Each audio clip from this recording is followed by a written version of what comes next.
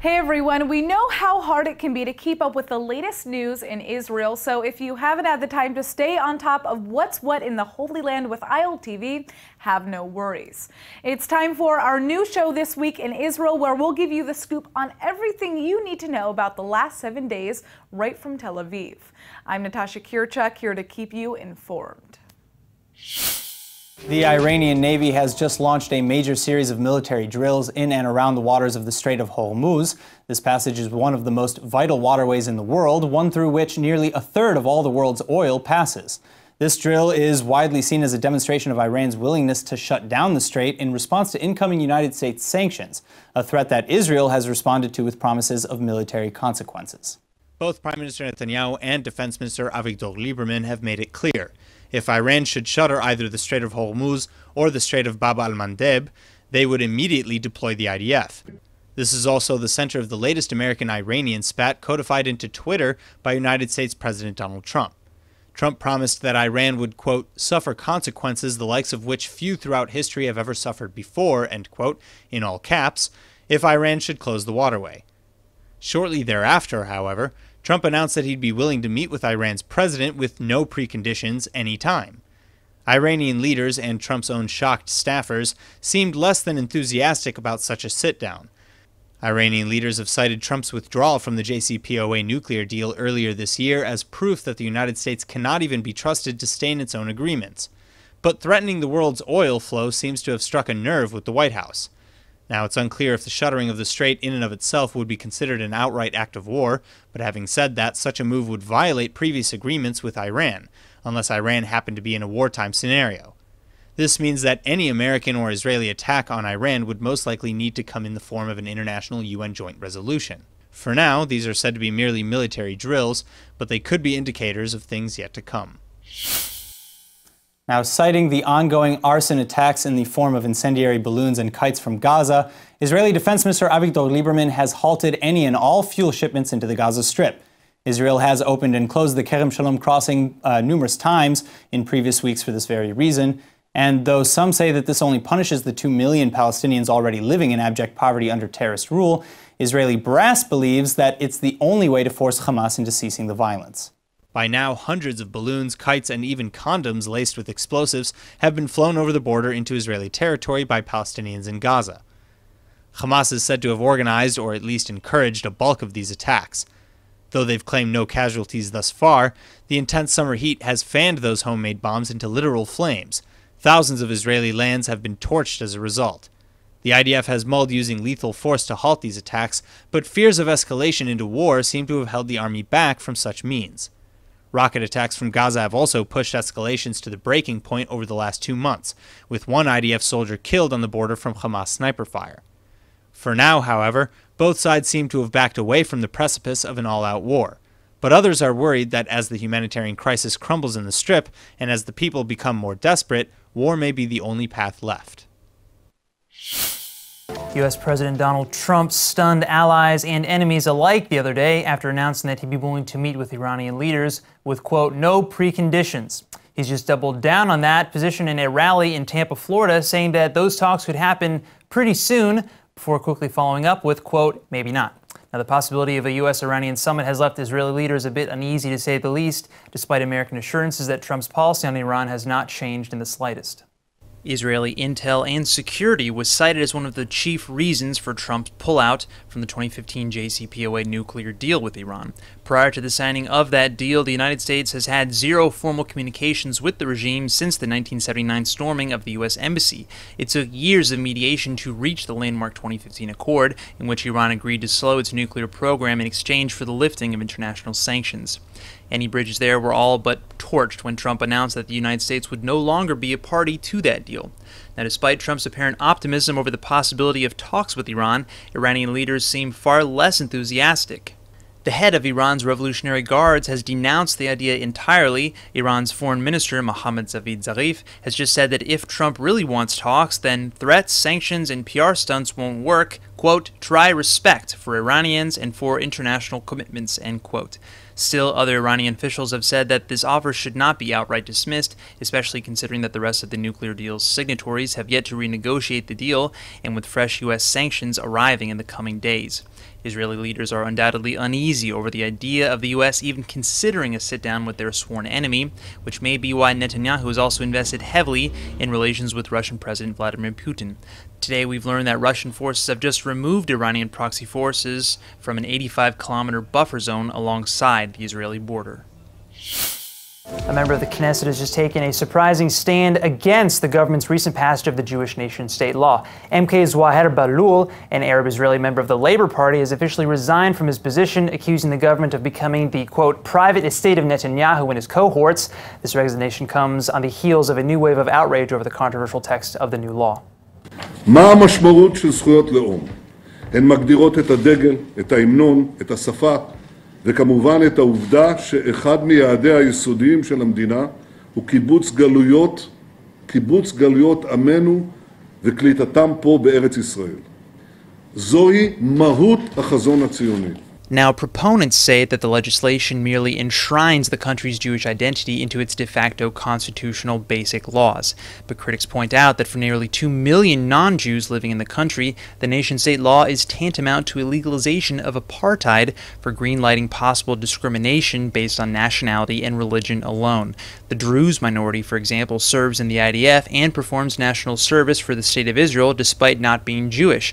Netanyahu convened a special meeting with the Druze leaders after the community voiced their extreme objection over the law. Despite a promise to make future legislation to appease the community, Israel's Druze community remains insulted by the law. This includes dozens of Druze parents whose children were killed in the line of duty while serving in the IDF.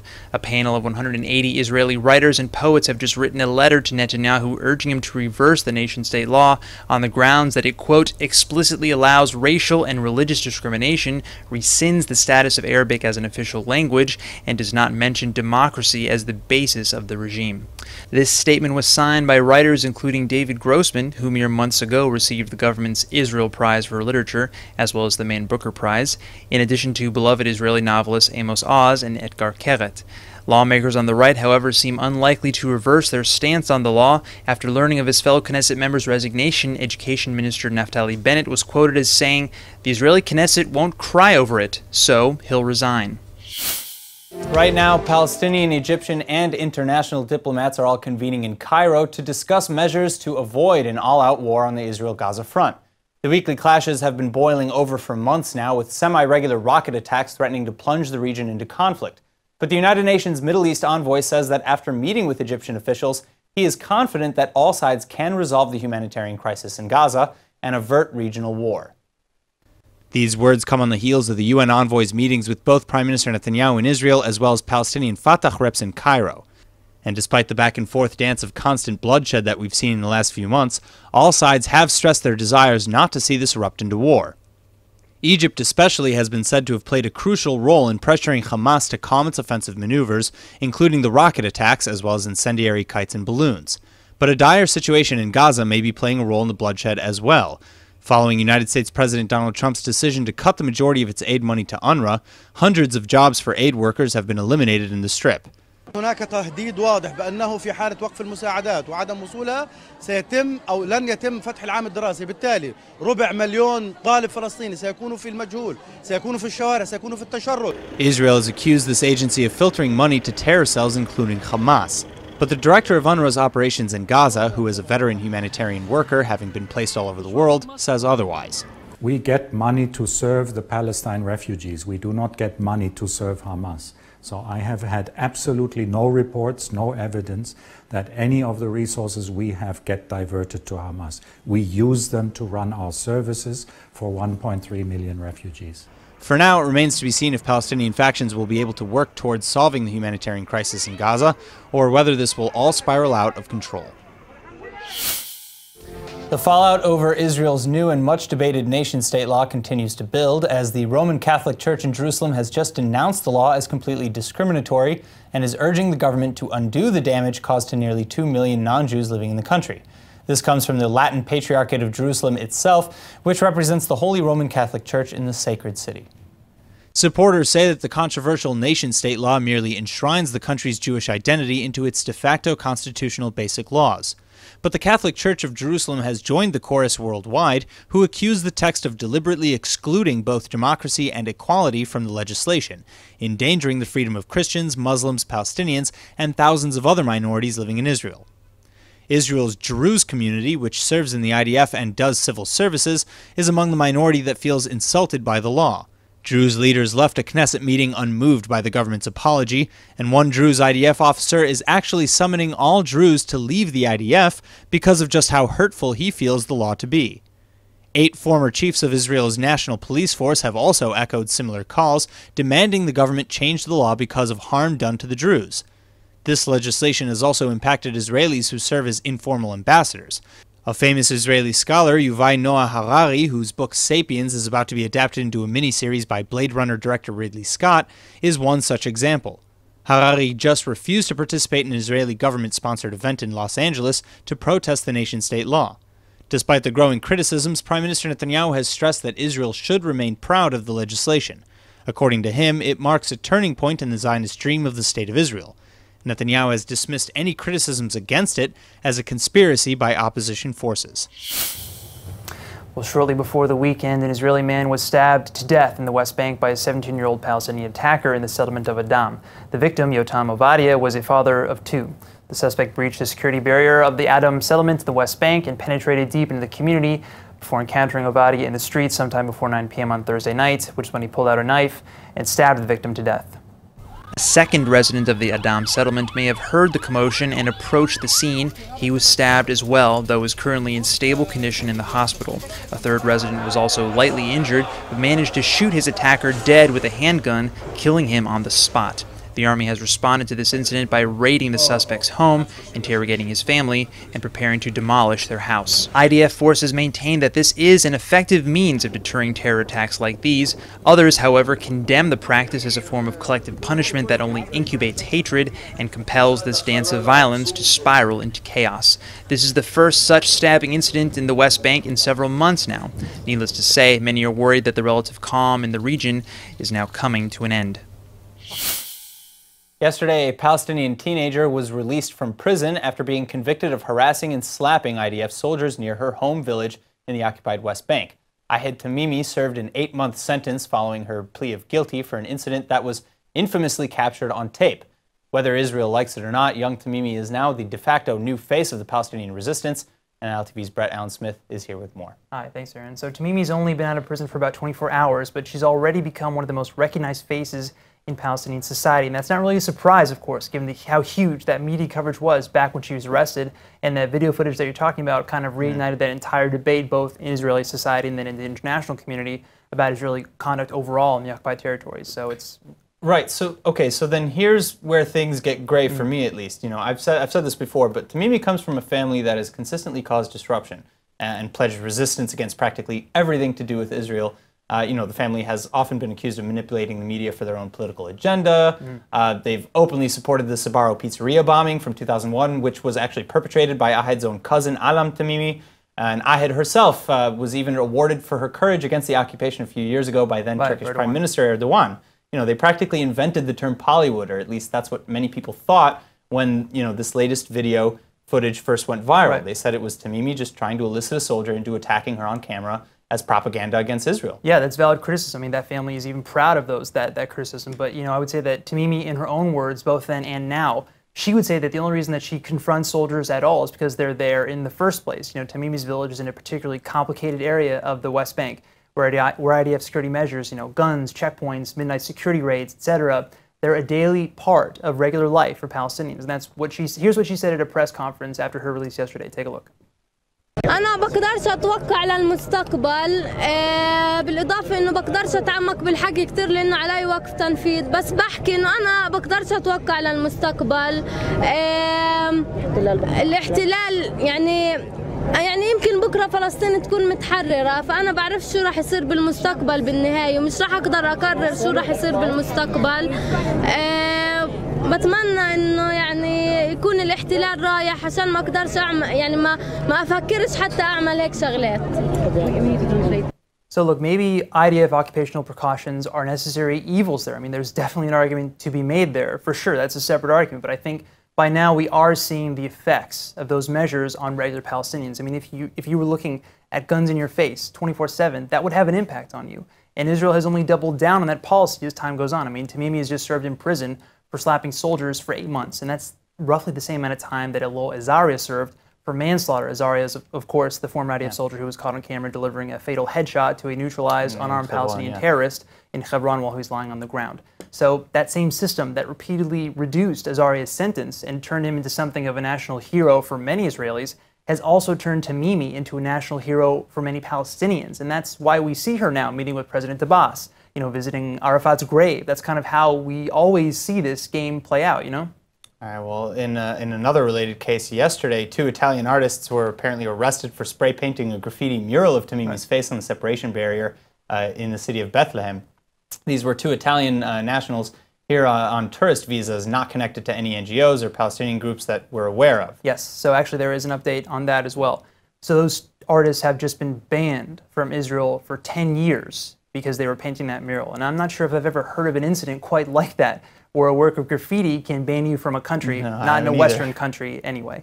I mean, the mural didn't have any rallies for violence, didn't have any words at all, in fact. It was literally just a picture of her face. I mean, Israel obviously considers this painting to be something of a very serious security threat. But again, by doing this, the state may just be playing into Tamimi's power, into her own legacy, let's say, as this symbol of authority and resistance. So whether you disagree or agree with either her or Israel's agendas, their politics, their practices, that's something else entirely. I'm not backing anyone here, but from the outside, I'm just looking at more or less how this cycle seems to work again and again and kind of, go back and forth. All right, well, Tamimi is out and about again, so I guess we'll see firsthand very soon how this all plays out. Thanks for your report, Brett. Of course. Well, several years ago, at the height of the 2015 terror wave in Israel, an Arab-Israeli woman was arrested and charged with inciting violence with her poetry. The prosecution of poet Darine Tatour quickly became an international incident, and now, following years of litigation, Tatour has just been sentenced to 5 months in prison, followed by an additional half year of suspended term. Her original poem, titled "Resist, My People, Resist," was posted to social media sometime in October of 2015. Now, at this time, Palestinian terror against Israelis and IDF soldiers had hit a breaking point in a 6-month period of random attacks known locally as the Stabbing Intifada. Video images alongside the poem included Palestinians attacking IDF soldiers with rocks and slingshots. After her arrest, Tatour denied that her poem contained any calls for violence. One line in her text, however, included the words, quote, "I will not succumb to the peaceful solution, never lower my flags until I evict them from my land," end quote. In the poem, Tatour seems to compare herself to other so-called martyrs who were killed while attempting to carry out terror attacks. An Israeli court announced upon her conviction that the poem did indeed amount to terror incitement and that free expression had its limits.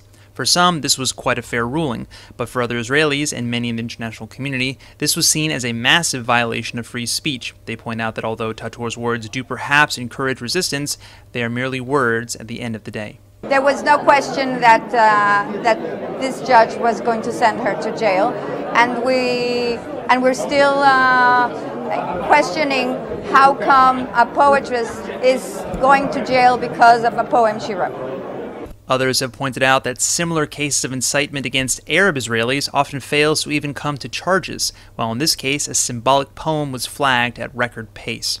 Tatour has already served the majority of her sentence while awaiting sentencing. She will likely spend a further 2 months in prison. All right, and up now, ILTV's Emmanuel Kadosh is here with this week's Top 5. Every week, I give you guys ILTV's top 5 lists of sights to see, foods to eat, and things you just must do here in the Holy Land. But I don't often venture to the holy city of Jerusalem, and let me tell you, this list wasn't as easy as I thought it would be. But here we go, the top 5 bars to visit in Jerusalem. 5th on our list is Hamazkeka. If you're in the capital city and are looking for a night of live music, chill crowd, and a relatively cheap beer, this is the spot for you. In addition to having live music almost every night, Hamazkeka also doubles as a recording studio, workshop space, and a local collab spot for artists. Doesn't get much better than that. Fourth up is Jerusalem's Beer Bazaar. This is the brand's second location after their first opening at the Carmel Market in Tel Aviv. Now, while the location may be different, the concept is the same, bringing the top Israeli boutique beers to the masses. With over 100 different types of Israeli craft beers, the chef makes sure to make the most delicious dishes to complement your beers. So, grab a few friends, head to Jerusalem, and have yourself a night at Beer Bazaar. Third on our list is the Toy Bar, located in the old neighborhood of Nechalat Shivat. If you're looking for a place to meet the true locals and experience the true Jerusalem scene, this is the spot for you. Toy Bar has become the place for those who love to do two things: dance like no one's watching, and of course, have an exceptionally amazing night. I'd like to say I'm one of those people, so I'll probably be heading there next week. Second up is the Gatsby Bar. You take one step into this bar and you instantly hear the beautiful sound of jazz, swing, and bubbly conversation, which slowly slips you into the era of flappers and dappers. This 1920s inspired speakeasy offers cocktails that are brewed to perfection, which should justify anyone the bar's slightly higher drink prices. But hey, if you ask me, it's worth the experience. We have finally reached number one on our list, and rightfully so. The Yudele Bar, brought to you by the masterminds behind the Machne Yehuda. Asaf Granit, Yossi Elad, and Uri Navon have done it again. Yudele has captured the art of a party vibe mixed with a cozy tapas bar. The chefs cook right in front of the guest, which has many visitors intrigued, but the fun energy, the liveliness, and, well, the dancing on the bar is what keeps everyone coming back. At least me, anyway. Now that's all for today's Top 5. Back to you. Thanks, Emmanuel. That's it for this week's Roundup. Tune in next Friday for our next episode of This Week in Israel. I'm Natasha Kirchuk, and thanks for joining us from Tel Aviv.